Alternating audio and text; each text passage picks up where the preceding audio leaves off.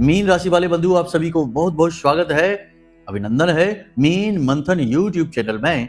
तो मीन राशि वालों, जरा ध्यान से समझिए, इस पूरे मई के महीने में रोज सुबह जागते ही केवल एक बार लेना है आपको इस एक देवता का नाम। आपका उद्धार हो जाएगा, जीवन में खुशियां ही खुशियां आ जाएंगी और ये देवता आपके जीवन में हर वो सुख खुद ब खुद खींच कर लेकर आएंगे जिसके लिए आप अब तक तड़प रहे थे, परेशान हो रहे थे।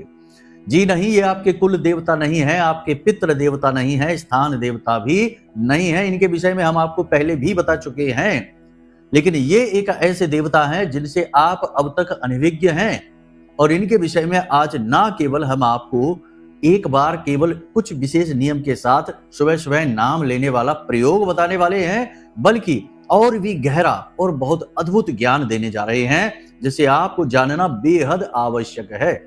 जब आप इस ज्ञान को प्राप्त कर लेंगे तो आप निश्चित तौर पर इसे प्रयोग करना शुरू करेंगे और जब आप इसका प्रयोग करेंगे तो आप खुद ब खुद साक्षात इसका प्रमाण अपने जीवन में देखेंगे और आपको निश्चित तौर पर इसका लाभ होगा। हमें पूर्ण विश्वास है, क्योंकि अब तक कोई ऐसा मिला ही नहीं जिसने यह कह दिया हो कि गुरुजी इस क्रिया ने काम नहीं किया। कहने का मतलब यह है कि बहुत ही कम मेहनत, कम प्रयास से एक बहुत ही सटीक और पूर्ण शास्त्रीय पद्धति पर आधारित एक ऐसा महाशक्तिशाली उपाय आपके लिए बता रहे हैं जो आपको इस समय और काल पर प्रयोग करना बेहद आवश्यक है। कारण इसका यह है कि अभी जो ग्रहों की स्थितियां हैं वे कुछ हद तक नकारात्मक है। आने वाले समय में स्थितियां सकारात्मक होने जा रही हैं। सूर्य देवता का गोचर होने वाला है, बृहस्पति का गोचर होने वाला है, राहु का गोचर होने वाला है, शनिदेव से राहु की युति टूटने वाली है। इन सब का आपको पूरा लाभ प्राप्त हो, पूरी तरह से आपके जीवन में चमत्कारी घटनाएं घटनी शुरू हो और आप जो भी कुछ सोच कर बैठे हैं, जो भी कुछ आप अपने जीवन में करना चाहते हैं, पुराने दुखों को छोड़कर नए सुख प्राप्त करना चाहते हैं, वे सारे के सारे आपके जो प्लान हैं, आपकी योजनाएं हैं, वे सफल हो जाएं। इसके लिए अत्यंत आवश्यक है यह एक विशेष क्रिया जो आपको सुबह सुबह जागते ही बिना कुछ किए अपने बिस्तर पर बैठे बैठे ही चुपचाप केवल एक बार कर लेनी है और आप इसका प्रभाव तुरंत उसी दिन से अपने पूरे दिन में महसूस करेंगे। जी हाँ बंधुओं, बहुत ही शक्तिशाली क्रिया है। इसी के साथ साथ हम आपको एक ऐसा अद्भुत ज्ञान आपकी कुंडली के अनुसार देंगे। देखिए, कुंडली जो होती है वह आपका पूरा का पूरा जीवन भर का नक्शा होता है। कुंडली से बाहर तो आप कभी कुछ कर ही नहीं पाएंगे। जो ग्रह नक्षत्र कह रहे हैं उसी के अनुसार जीवन आपका चलेगा। मंगल अगर लग्न में बैठे हैं तो क्रोधी स्वभाव होगा, जगह जगह झगड़े होंगे, विवाद होंगे और वैवाहिक जीवन भी असंतुलित रहेगा। ये मंगलिक दोष के संकेत हैं, लक्षण हैं, कुंडली बता रही है, तभी तो आपका ऐसा स्वभाव है। शनि प्रधान है तो गलत बात आपसे बर्दाश्त ही नहीं होगी, स्वभाव आलसी होगा, परंतु अपने लक्ष्य और अपने काम के प्रति 100% समर्पित रहेंगे। यह शनि का है। तो मतलब कहने का यह है कि कुंडली जो कहती है वह आपके जीवन पर पूर्ण रूप से प्रकट होता है, अभिव्यक्त होता है। अब उसके बारे में जानना बेहद आवश्यक है। तो हम इसीलिए अपने कार्यक्रमों में थोड़ा थोड़ा आपकी कुंडली का ज्ञान आपको देते हैं, क्योंकि पल प्रतिपल पर आप अपनी कुंडली कहां तक दिखाएंगे किसी को। इसलिए स्वयं थोड़ा थोड़ा ज्ञान हासिल करिए और यह ज्ञान जो हम आपको दे रहे हैं यह महामाई की कृपा से बिल्कुल मुफ्त में आपके पास आ रहा है। लोग तो पैसे ले लेकर ज्ञान दे रहे हैं, थोड़ा थोड़ा ज्ञान, और दुनिया भर का पैसा वसूलते हैं। सब कुछ आपको फ्री में माई की सेवा में अर्पित हो रहा है। बड़े प्रेम के साथ समझिए, आज हम आपको बताएंगे शनिदेव के बारे में, आपकी कुंडली के बारे में, कि आपकी कुंडली में जो शनिदेव है, क्योंकि हमने अपने पिछले कार्यक्रम में कहा कि शनिदेव कोई देवता नहीं है, इनका उपाय नहीं करना चाहिए। तो अब इसमें कुछ लोगों को शायद बात समझ में नहीं आई होगी, तो हम आज आपको सारी बातें क्लियर कर देंगे।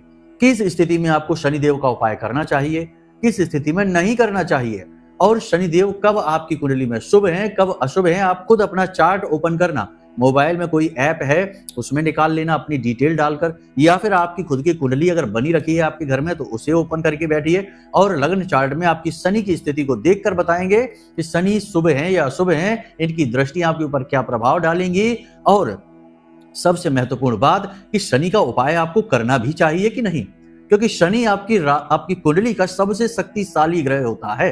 इसे आप याद रखिए। सारे ग्रह एक तरफ और शनि की एनर्जी, शनि की ऊर्जा एक तरफ। 5 राशियों पर तो यह अपना पूर्ण नियंत्रण रखता है, 7.5 और अड़ैया के रूप में। फिर दृष्टियां अलग हैं जो कि वक्र हैं। शनि की दृष्टि बकरी है। तो आप शनि के बारे में पूरा ज्ञान आपको रखना ही चाहिए, होना ही चाहिए। तो आज आपको हम शनिदेव से जुड़ा भी एक विशेष उपाय बताएंगे। पहले कुंडली के आधार पर आकलन करेंगे, आपसे करवाएंगे आकलन। आप अपनी कुंडली खुद देखकर समझेंगे कि हाँ गुरुजी कह रहे हैं तो ये स्थिति इस तरह बन रही है शनिदेव की, पॉजिटिव, नेगेटिव या सम। उसके बाद आप खुद ही निर्णय लेंगे कि उपाय करना है कि नहीं करना है, कौन सा करना है, कैसे करना है, सारी बातें स्पष्ट बताएंगे। मतलब कहने का यह है कि आज का यह जो कार्यक्रम है 100% ज्योतिषीय आकलन पर आधारित है। इसी के साथ साथ आपकी आने वाली 5 से 7 दिनों की 5 बड़ी भविष्यवाणियां भी हम करेंगे जो आपके ग्रहों के आधार पर है। इन्हें जानना बेहद आवश्यक है क्योंकि इनमें कुछ शुभ कुछ अशुभ घटनाएं शामिल हैं। तो चलिए बंधुओं, महामाई को याद करते हैं, जयकारा बोलते हुए आज के इस कार्यक्रम को शुरू करते हैं। कमेंट बॉक्स में पूरे भक्ति भाव के साथ लिख डालिए, जय मां भद्रकाली कृपा करो। महामाई निश्चित तौर पर आपके ऊपर कृपा करेंगी, हमें पूर्ण विश्वास है। इसी के साथ साथ यदि भाव गहरा है तो लिख डालिए कि मैं भी माई के परिवार का हिस्सा हूं। बड़ी सौभाग्य की बात है कि यह मौका अवसर आपके घर खुद चलकर आ गया है। तो चलिए बंधु, अब अपने मूल विषय को प्रारंभ करते हैं। प्यारे मित्रों, हमारे अत्यंत प्रिय और परम पूज्य अमिताचार्य जी के पास मां बगलामुखी और मां भद्रकाली की साधनाओं का वर्षों का अनुभव है और माता रानी की इनके ऊपर पूर्ण कृपा और सिद्धि है। आचार्य जी ने अपने सटीक कुंडली विश्लेषण और श्रेष्ठतम उपायों के माध्यम से हजारों लोगों के जीवन को खुशियों से भरा है। आचार्य जी का कुंडली विश्लेषण और उपाय करवाने का तरीका इतना अद्भुत है कि जीवन के हर एक दुख और कष्ट का कारण जड़ से ही समाप्त हो जाता है। फिर समस्या चाहे जैसी भी हो, कर्जा बहुत बढ़ गया हो, व्यापार चल नहीं रहा हो, बीमारियों में आप बर्बाद हो चुके हो, रिश्तों में प्रेम समाप्त हो चुका हो, या फिर नौकरी ही ना मिल रही हो, विवाह में देरी होती हो, कैसी भी समस्या हो, इन समस्याओं का कारण क्या है, कौन सी महादशा परेशान कर रही है, कौन सा दोष लगा हुआ है, सब कुछ आचार्य जी इतना सटीक बताते हैं कि वर्षों वर्ष के दुख कुछ ही दिनों में समाप्त हो जाते हैं।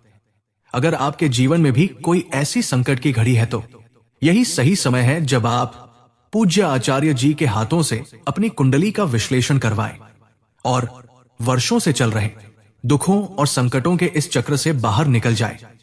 प्यारे मित्रों, अभी वीडियो में दिए गए नंबरों पर फोन करिए और अपनी कुंडली का श्रेष्ठतम आकलन करवा डालिए। जिंदगी बदलने का ये सबसे बड़ा मौका हाथ से मत जाने दीजिएगा। जय माई की, महामाई आपका कल्याण करे। अपने मूल विषय को शुरू करने से पहले भगवान श्री कृष्ण के वचन आपको बताना चाहेंगे, क्योंकि आज के समय में ये जो वचन हैं ये बहुत अधिक प्रभावशाली हैं और बहुत जरूरी है इनको समझना। तो भगवान श्री कृष्ण अर्जुन से कहते हैं कि हे अर्जुन, ध्यान से सुनो। अज्ञश्च अश्रद्धानश्च संशयात्मा विनश्यति, नायम लोकोस्ति न परह न सुखम संशयात्मनः। यानी कि संशय अपने मन में मत रखो। जो अज्ञानी जीव होते हैं, जो मन में संशय रखते हैं, हर बात पर शक करते हैं और अच्छी बुरी किसी भी बात को मानने को ही तैयार नहीं होते हैं, तो जानेंगे कैसे? तो ऐसे लोगों को इस लोक में तो छोड़ो, इस लोक के बाद अन्य लोकों में भी किसी भी प्रकार का सुख प्राप्त नहीं होता है। इसलिए हे अर्जुन, अपने मन से सारे संशय हटा दो और जो हम आपको बता रहे हैं इन बातों को मानो, मन में भाव उत्पन्न करो। यह हमने यहाँ पर क्यों इस बात को कहा है? इसलिए कहा है क्योंकि बहुत सारे प्रमाण देने के बाद भी, बहुत सारी चीजें विस्तार से समझाने के बाद भी, बहुत सारी चीजों को स्पष्ट तौर पर प्रमाणीकरण के साथ बताने के बाद भी बहुत सारे ऐसे लोग हैं जो कि भगवान श्री कृष्ण के विचारों के विरुद्ध जाते हैं और हर बात में संशय उत्पन्न करते हैं। अब ऐसे लोगों से हमें कोई लेना देना नहीं है कि ये हमारे कार्यक्रमों पर आते हैं, लेकिन ये अपने मन के नकारात्मक विचार अपने कमेंट के माध्यम से जाहिर करते हैं। तो देखकर अच्छा नहीं लगता है कि एक तरफ तो हम इतनी मेहनत करते हैं और आपको श्रेष्ठतम ज्ञान देने की कोशिश करते हैं ताकि आप उपयोग करें, और बहुत सारे लोगों ने उपयोग किया भी है, हजारों लोगों के जीवन में खुशियां आई भी हैं। और एक तरफ ऐसे मूर्ख हैं जो किसी भी बात को मानने को ही तैयार नहीं होते हैं। इनके सामने यदि भगवान स्वयं भी प्रकट होकर आ जाएं, भगवान श्री कृष्ण इनके सामने प्रकट होकर आ जाएं, तो ये उन्हें भी ढोंगी बता दें, उनके सामने भी कह दें कि तुम तो ढोंगी हो, तुम तो किसी नाटक कंपनी के कपड़े पहनकर आ गए हो, हम तुम्हारी बात भला क्यों माने। तो भगवान को भी मजबूर कर दें कि वो चमत्कार दिखाएं, तभी ये नमस्कार करेंगे। तो ऐसे लोगों से थोड़ा बचकर रहना चाहिए। ये समाज में गंदगी फैलाने के लिए, नकारात्मक फैलाने के लिए पूरा प्रयास करते हैं। हर एक शुद्ध बुद्ध के मन को खराब कर देना, उसको विचलित कर देना, उसका मनोबल नीचे गिरा देना और अपनी नकारात्मक सोच थोप देना दूसरों पर, यह इन लोगों की प्रकृति होती है, प्रवृत्ति होती है। तो बस ऐसे लोगों से आपको दूर रहना है। इनका कोई इलाज नहीं है। फूलें फरे न बैत, जदपि सुधा बरसे जलद। ये तुलसी बाबा ने कहा है कि चाहे आसमान से अमृत की वर्षा हो जाए, बेंत कभी फूलते फलते नहीं है। इसी प्रकार ये जो सठ हैं, ये कभी सुधरते नहीं। तो इनकी बात हम अभी इसलिए कर रहे हैं ताकि आप इन बातों को, जो हम आपसे कह रहे हैं, इन बातों को समझें, माने, गहराई से समझें, किसी की बात सुनकर नकारात्मक ना हो जाए, क्योंकि हम सच्चा प्रयास कर रहे हैं, मेहनत कर रहे हैं। तो चलिए बंधु, अब अपने मूल विषय को शुरू करते हैं। ध्यान से समझिए। पहले बताते हैं 5 बड़ी भविष्यवाणियां, कुछ सकारात्मक, कुछ नकारात्मक, फिर आपको बताएंगे शनिदेव की कुंडली में प्लेसमेंट के आधार पर आप कैसे जानें कि वो शुभ हैं या अशुभ हैं, और अंत में वह एक महामंत्र, एक महाशब्द जो आपको बोलना है रोज सुबह, और चमत्कार होते हुए खुद देखना है। तो ध्यान से समझिए सारी बातों को। सबसे पहले बात करते हैं 5 बड़ी भविष्यवाणियों की। सबसे पहली भविष्यवाणी कि आपको अचानक से किसी प्रकार की यात्रा पर जाना पड़ सकता है। यात्रा किसी भी प्रकार की हो सकती है, पॉजिटिव भी हो सकती है, नेगेटिव भी हो सकती है, आपकी व्यवहारिक जीवन की हो सकती है, आपकी कामकाजी जीवन की हो सकती है, यानी व्यावसायिक यात्रा, या तीर्थ यात्रा हो सकती है। किसी भी प्रकार की यात्रा होगी, आपको 2 तरीके के नुकसान करवाएगी। एक तो आपका धन हानि होगी, पैसा आपका जाएगा। दूसरा, आपके स्वास्थ्य की हानि होगी, किसी न किसी प्रकार से आपका स्वास्थ्य गिरेगा। खास तौर से आपको पेट के लेकर रोग परेशान करेंगे। तो आपको अगर हो सके तो अगले 5 से 7 दिनों में, खास तौर से इन 3 से 5 दिनों में यात्रा यदि कोई आती है तो उसे टालने का पूरा प्रयास करें। अगर धर्म के आधार पर कोई यात्रा है, यानी कि मंदिर जाना है या किसी देव स्थान, देवालय के दर्शन करने जाना है, तो वहां आप अवश्य जाना, क्योंकि वहां से तो आपका पुण्य का घड़ा भरेगा। स्वास्थ्य में हानि तो निश्चित होगी, परंतु पुण्य का घड़ा भरेगा तो आप कुछ ना कुछ लेकर ही आएंगे, दैवीय कृपा तो लेकर ही आएंगे। तो वहां आप जरूर जाना। अन्य जो आपकी यात्राएं हैं वे आपको परेशान ही करेंगे, तो उससे आपको बच के रहना। दूसरी भविष्यवाणी कि किसी के साथ आपका विवाद होगा, मन मुटाव हो जाएगा और झगड़ा भी हो सकता है। झगड़ा बढ़ भी सकता है और बात बहुत आगे तक पहुंच सकती है। किसी न किसी से आपका झगड़ा अवश्य होगा अगले 5 से 7 दिनों में, तो आपको सावधान रहना है। कारण इसका यह है कि आपके ऊपर काम का दबाव बहुत है। अभी काम के अनुसार आपको परिणाम प्राप्त नहीं हो पा रहे हैं, इस वजह से मन में खीज है, झल्लाहट है, और आप मेहनत तो कर ही रहे हैं, अथक प्रयास आप कर ही रहे हैं। इन प्रयासों के परिणाम ना प्राप्त हो पाने की वजह से आप थोड़े चिड़चिड़े स्वभाव के हो गए हैं। तो इस वजह से आपको छोटी छोटी बातें दिल से लग सकती हैं किसी के द्वारा उकसाए जाने पर, क्योंकि आपको अक्सर उकसाया जाता है। आपके अपनों के द्वारा ही आपको उकसाया जाता है। जानबूझकर ऐसी बातें बोली जाती हैं जो आपको चुभ जाती हैं, अच्छी नहीं लगती। फिर आप अपना रिएक्शन देते हैं और बात बिगड़ जाती है। तो अभी आपको ऐसा नहीं करना है। जितना हो सके अपने ऊपर ध्यान केंद्रित रखें, अपने काम और आराम के बीच सही संतुलन बनाएं। ठीक है, हर चीज की अधिकता खराब होती है। अतिशयोक्ति सर्वथा वर्जते, शास्त्रों में कहा गया है। तो अतिशयोक्ति नहीं करनी है और एकाग्रचित रहें और अपने ऊपर ध्यान दें। लोगों से बहसबाजी ना करें, किसी प्रकार की फालतू चर्चाओं में शामिल ना हो, और हिस्से बंटवारे और पैसे के लेन देन की कोई भी बात हो उसे बड़ी समझदारी से हैंडल करें, वरना झगड़ा हो सकता है। तीसरी भविष्यवाणी आपके गिरने फिसलने की है। कहीं से गिर सकते हैं, फिसल सकते हैं, कोई कीमती सामान चोरी हो सकता है और किसी प्रकार का आपको नुकसान हो सकता है। कोई चीज आपकी खो सकती है, चोरी हो सकती है, कोई आपको ठग सकता है। मतलब कि एक झटका लगेगा आपको राहु की तरफ से, जो नकारात्मकता का होगा और आपका लॉस करवा देगा। तो आप सावधान रहेंगे तो इससे बच सकते हैं। देखिए, जब कोई बात कही जाती है तो इसका मतलब यह नहीं कि यह होकर ही रहेगा। इसका प्रभाव आपके ऊपर पूर्ण रूप से हो सकता है, आंशिक हो सकता है, या आपकी सतर्कता की वजह से यह होते होते घटना बच भी सकती है। ज्योतिष में जो ग्रहों की स्थितियां हैं और जो भविष्यवाणियां हैं वे सांकेतिक होती हैं। वे आपको ऐसे बताई जाती है जैसे आप किसी सड़क पर जा रहे हैं और सामने आपको बोर्ड दिखा जहां लिखा है कि एक तीखा मोड़ है, तो आप अपने वाहन की गति को धीमा कर लेंगे तो वहां दुर्घटना नहीं होगी। लेकिन यदि नहीं किया धीमा तो आप मोड़ नहीं पाएंगे और दुर्घटना हो जाएगी। तो अब मोड़ का मतलब है कि दुर्घटना होना। यह दर्शाता है। लेकिन बोर्ड जो लगा है वह आपको पहले ही बता देगा कि दुर्घटना हो सकती है, तो समझ जाइए। ऐसे ही ग्रहों की स्थितियां पहले ही बता देती हैं कि सामान चोरी हो सकता है, कोई चोट लग सकती है, कोई हादसा हो सकता है। समझ जाएंगे तो बच भी जाएंगे, तो डरने की जरूरत यहाँ पर नहीं है। ठीक है, नकारात्मक भविष्यवाणियां नहीं है, ये सत्य भविष्यवाणियां हैं। मानेंगे नहीं तो फिर खुद सहना पड़ेगा, तो फिर कहेंगे कि गुरुजी ने सही ही कहा था। बहुत से लोग यही कहते हैं कि आपने सही कहा था। ठीक है, तो ये संभल कर चलना है आपको। इसी के साथ साथ आप कोई भी नया प्रोग्राम, कोई भी नया व्यापार, किसी प्रकार का बड़ा बदलाव ना करें। अभी हाल फिलहाल स्थिति अच्छी नहीं है, और जितना हो सके उतना अपने काम पर, जो अभी आप कर रहे हैं उसी पर ध्यान दें। जो काम आप करना चाहते हैं उस काम की तैयारी पर पूरा ध्यान दें। बेहतरीन तैयारी करें, पूरे मन के साथ तैयारी करें, लेकिन उस काम को करने में उतावलापन बिल्कुल भी ना दिखाएं, जल्दबाजी बिल्कुल ना दिखाएं। धैर्य से काम लें। यह आपके धैर्य की परीक्षा है, इंतजार की परीक्षा है। 18-19 तारीख से पहले आपको कोई भी नया कार्य, कोई भी बड़ा कार्य शुरू नहीं करना है। इसे आप याद रखिए। अपने हर कार्यक्रम में हम इस बात को कहते हैं, इसमें भी आपसे कह रहे हैं। इसी के साथ साथ अगली भविष्यवाणी आपकी यह रहेगी कि आपके कार्यस्थल पर काम का दबाव अचानक से बढ़ जाएगा। आपको ओवर टाइम करवाया जाएगा, आपको जबरदस्ती बुलाया जाएगा। हो सकता है छुट्टी के दिन भी आपसे कार्य करवाया जाए। तो ऐसे ओवर टाइम और काम की अधिकता की वजह से आपको थकान बहुत होगी, लेकिन यह आवश्यक है, क्योंकि अगर आपने अभी धैर्य से काम लिया, मेहनत से काम किया, तो आपके उच्च अधिकारी प्रसन्न होंगे, आपके सीनियर आपसे प्रसन्न हो जाएंगे, आप उनकी नजर में आ जाएंगे, और जल्दी ही आपके प्रमोशन का, आपकी पदोन्नति के आसार भी बन जाएंगे। आज की मेहनत कल सफल होने वाली है, रंग लाने वाली है। इसे आप याद करके चलिए। इसी के साथ साथ अगले 5 से 7 दिनों में आपको किसी गुरुजन की, किसी धार्मिक व्यक्ति की, या फिर किसी ऐसे व्यक्ति की जिसे जीवन की गहरी समझ है, अनुभव बहुत अधिक है और ज्ञान भी है उसके पास, आध्यात्मिक उन्नति प्राप्त इंसान से मुलाकात करने का अवसर प्राप्त होगा। वह व्यक्ति आपको ऐसी ऐसी बातें बताएगा जो आपको बहुत अधिक काम में आने वाली हैं, आपको मानसिक शांति पहुंचाएंगे, आपके दिल को ठंडक पहुंचाएंगे, आपको अच्छा महसूस कराएंगे।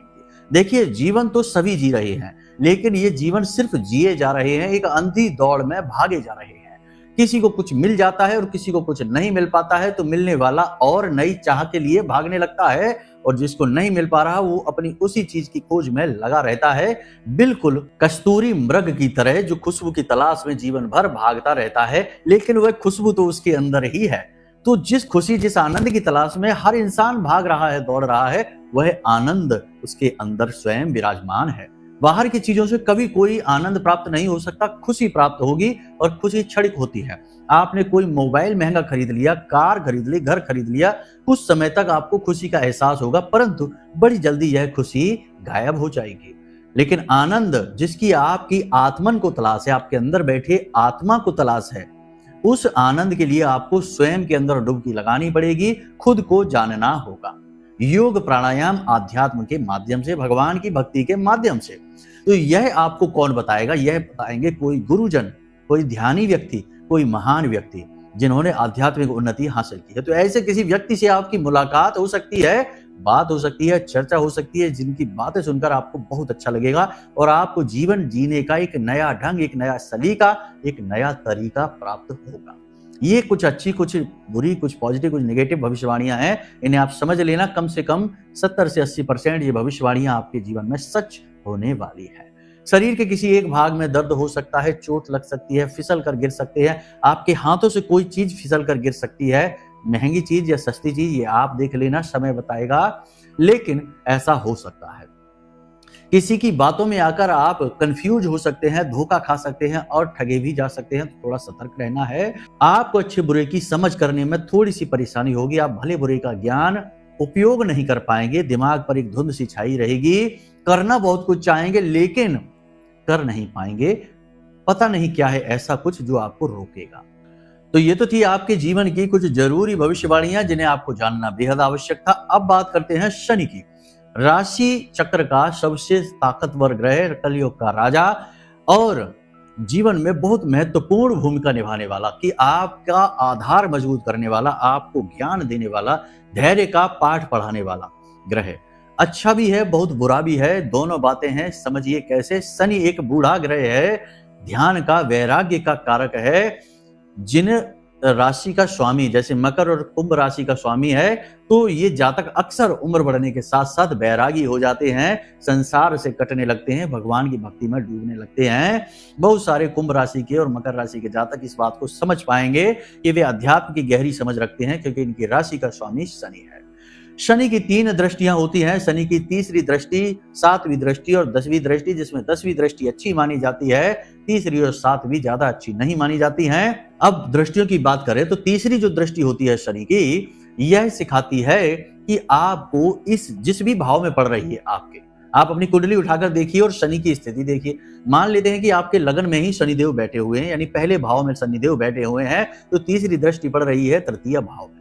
तृतीय भाव आपके भाई बहनों का है, परिवार का है, आपके संघर्ष का है, तो आपको मेहनत करना सीखना है, स्ट्रगल करना सीखना है, परिवार के साथ संतुलन बनाना है, खास तौर से भाइयों के साथ। यात्राओं पर भी आपको जाना पड़ सकता है, कोई काम ऐसा मिल सकता है जो यात्राओं से जुड़ा होगा, लेकिन उसमें भी आपको बहुत ही मेहनत और स्ट्रगल से आगे बढ़ना है, संघर्ष का भाव होता है यह।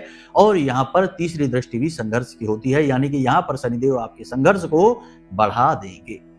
इसी के साथ साथ शनिदेव की 7वीं दृष्टि आपके सप्तम भाव में पड़ेगी, और सप्तम की दृष्टि शनि की कहती है कि आप अभी बहुत कुछ सीखना चाहते हैं, आपको बहुत कुछ सीखना है। यानी कि वैवाहिक जीवन, पिछले जन्म में आपकी किसी गलती की वजह से आपका वैवाहिक जीवन टूटा होगा, आपका जीवन साथी आपसे रूठा होगा, आपने किसी प्रकार का अन्याय किया होगा उसके साथ, तो इस जन्म में आपको वैवाहिक जीवन को चलाने में बहुत संघर्ष करना पड़ेगा, स्ट्रगल करना पड़ेगा। आपका जीवन साथी आपको परेशान कर सकता है, उकसा सकता है, आपका दिमाग खराब कर सकता है, लेकिन तब भी आपको अपने जो दाम्पत्य जीवन है उसे संतुलित करने के लिए बहुत प्रयास करना होगा। यानी ये सीखने की दृष्टि होती है, यहां आपको सीखना है। 10वीं दृष्टि आपकी, दसम दृष्टि जो है वो आपके दसम भाव में ही पड़ेगी, और दसम भाव कर्म का भाव होता है, यह निस्वार्थ सेवा का भाव होता है। यानी कि आप कोई भी काम धंधा व्यापार करें उसमें चैरिटी अवश्य करें, यानी कि दान धर्म का अपना जो भाग है वह निकाल कर अवश्य रखें, और अपने काम को अपनी पूजा समझकर करें। कार्य ही पूजा है, यह भाव लेकर करें, और भगवान को सारी अपने जीवन की जो कार्य है, आपके बिजनेस है, नौकरी है, जो भी है, भगवान को समर्पित करके करें। लालच बिल्कुल भी ना करें, क्योंकि यह निस्वार्थ सेवा का भाव है। तो अब आपने समझा कि शनिदेव जहां बैठे हैं वहां से तीसरी, और एक बात याद रखना कि जिस भाव में शनिदेव बैठे हैं उस भाव को अनुशासन, यानी कि आपके अगर लगन में शनिदेव बैठे हैं तो आपके खुद के, यानी आपको शारीरिक अनुशासन, अपनी इंद्रियों पर नियंत्रण, समय से सोना जागना और संतुलित भोजन करना, उल्टा सीधा नहीं खाना, और प्राणायाम, योग आदि करना और व्यायाम करना, ये सारी चीजें आपको अपने जीवन में रखनी ही होंगी, वरना आप कभी सफल नहीं हो सकते, बीमार ही बने रहेंगे, रुग्ण काया लेकर घूमते रहेंगे इस संसार में, और शनिदेव को कोसते रहेंगे। यानी यह अनुशासन, जहां शनिदेव बैठते हैं वहां अनुशासन, तीसरी दृष्टि जहां डालते हैं वहां कठोर परिश्रम, और 7वीं दृष्टि जहां डालते हैं वहां आपको बहुत कुछ सीखना है, क्योंकि वहां पिछले जन्म में आपने अपना कुछ बिगाड़ा था, और 10वीं दृष्टि जहां डालते हैं वहां निस्वार्थ सेवा आपको करनी है। इस प्रकार शनिदेव का स्वभाव होता है, इस प्रकार से आप चलेंगे तो आपको बड़ा लाभ पहुंचाएंगे शनिदेव, आपके अनुकूल हो जाएंगे, उपाय करने की जरूरत ही नहीं पड़ेगी। अब हम समझते हैं कि शनिदेव कब अच्छे और कब बुरे होते हैं। तो अब आपको अपनी कुंडली में यह देखना है कि शनि जहां पर लिखा हुआ है, शनि देव लिखे हुए हैं, क्या वहां पर 7 नंबर लिखा है? यदि 7 नंबर लिखा है तो शनिदेव आपके लिए अच्छे हैं, क्योंकि शनिदेव उच्च राशि में मौजूद हैं। अब आपको शनिदेव का उपाय करने की कोई जरूरत नहीं है, शनिदेव आपको लाभ पहुंचाएंगे ही पहुंचाएंगे। इसी प्रकार यदि शनिदेव जहां बैठे हैं आपकी कुंडली के भाव में, जिस भी भाव में बैठे हों, वहां पर आप देखिए कि 1 नंबर लिखा है क्या? यदि 1 नंबर लिखा है तो समझ जाइए शनिदेव नीच के आपको बहुत कष्ट पहुंचाएंगे, बहुत पीड़ा पहुंचाएंगे। तो आपको शनिदेव के उपाय करने ही होंगे, हर हालत में करने होंगे। लेकिन शनिदेव का उपाय शनिदेव के मंदिर में जाकर मत करना, क्योंकि वहां पर शनिदेव की सीधी दृष्टि आपके ऊपर पड़ेगी तो आपको और अधिक कष्ट प्राप्त होंगे। तो आप बेहतर होगा कि पीपल के वृक्ष के नीचे शनिदेव के उपाय करें, तो उपाय फलित होंगे। और अपने घर की जो पश्चिमी दिशा है वहां पर शनिदेव के नाम से एक चौमुखी दीपक सरसों के तेल का अवश्य जलाएं।